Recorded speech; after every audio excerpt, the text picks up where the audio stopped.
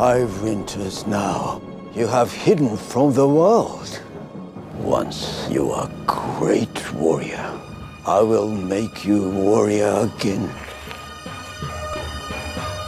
How? At the beginning of the film, we discover him in the hills of Tibet. We see him finding his spiritual self. Good concentration, English.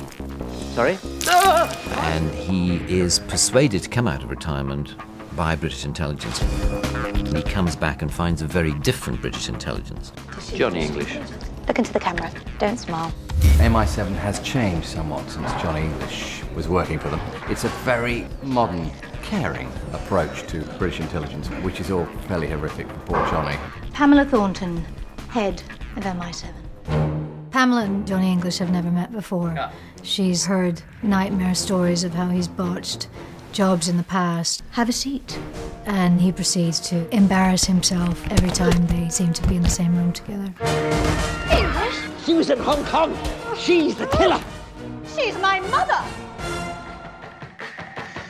From Gillian Anderson to Dominic West to Rosamund Pike, are very keen to assemble a team that you feel had Daniel Craig slipped in and joined them, they could all make a Bond movie together. That is the secret of this film, is it has to convince you that this is plausible. I mean, I think this script is as good as any Bond script I've ever read, which is what makes it very funny.